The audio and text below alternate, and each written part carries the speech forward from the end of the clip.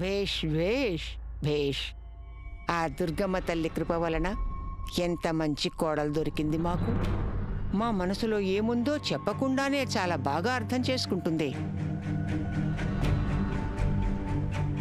మా గురించి మీకంతగా తెలుసంటున్నారుగా, అయితే మీకు ఇంకొకటి కూడా తెలుసుండాలి. ఈ రోజు కూడా మేము దానికి కాదనే అంటున్నాం.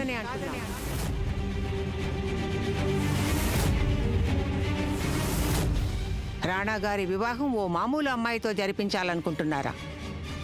మీకు తెలీదా? నేల మీద పాకేవారు ఆకాశంలో ఎగిరేవారితో ఎప్పుడూ సంబంధాలు ఏర్పరచుకోలేరు. క్షమించాలి పెదరాణి అమ్మ. నేల మీద నివసించే మనుషులకి ఆకాశంలో కొలువుండే భగవంతుడికి మధ్య అనుబంధం గురించి మీకు తెలుసుగా. అయినా అమ్మాయి సాధారణమైనది కాదు. ఆమె వంశం కూడా గొప్పదే.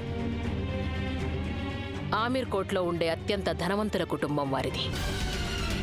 ఈ రాజ్యంలో మొత్తం ఎంత బంగారం ఉందో అంత బంగారం కేవలం వారొక్కరి దగ్గరే ఉంది. మీ ఆదేశాలను పాటించాం పెదరాణి అమ్మగారు.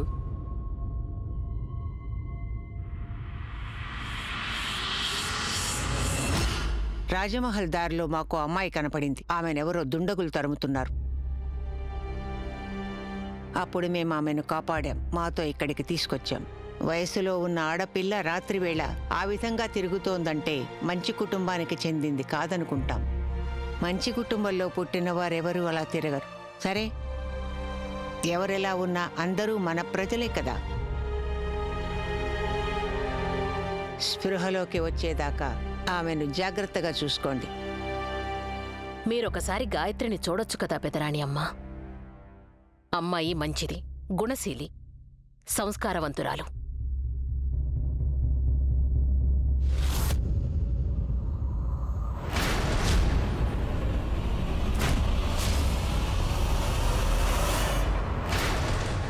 తను రాజకుటుంబానికి చెందినది కాకపోవచ్చు, కానీ తను మంచి పేరున్న కుటుంబానికి చెందింది. రాజమాత వేరే విషయాలు చెప్పే ముందు ఓసారి చూడండి, మహల్లోకి ఎవరొచ్చారో.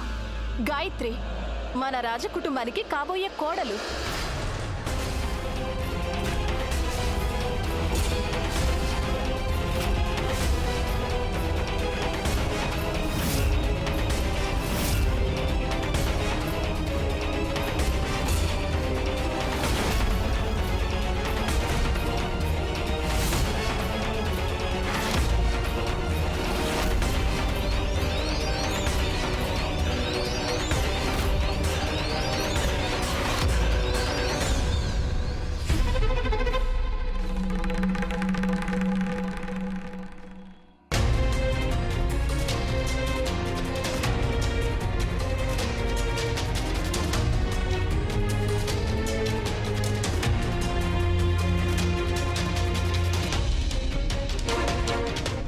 ఆగండి పెద్ద కోడలు గారు. అమ్మా, అలాంటి వాళ్ళది నిజమైన ప్రేమ కాదు, అది వ్యామోహం. ఎగ్జాక్ట్లీ చిన్నత్త. నిజంగా ప్రేమించుకున్న వాళ్ళు అలా చేయరు. ఎంత మనసు విరిగిపోతే కన్న కూతుర్ని పట్టుకొని మా దృష్టిలో చచ్చిపోయా ఉంటుందా తల్లి? అది సరే అమ్మా, తన కూతురుతో తన మాట అనేటప్పుడు ఆమె మాటల్లో వ్యథ, కళ్ళల్లో బాధ గమనించావమ్మా? పెద్దబాబుకు బర్త్డే విషెస్ చెప్పు కూడా వెళ్ళాం కదా. ఊరికే ఎలా కాలిపోతుంది? మంట పెడితేనో పడితేనో తగలబడుతుంది.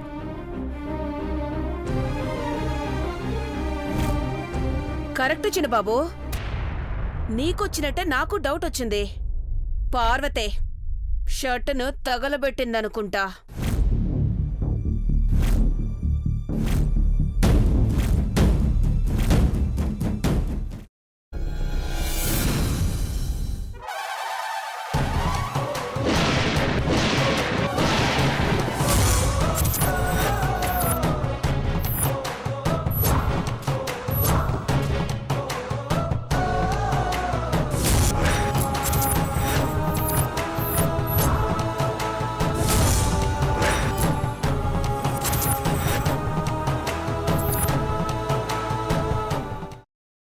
తర్వాత పొట్టు తీసేసి చాప్ చేసి పక్కన పెట్టుకోవాలి.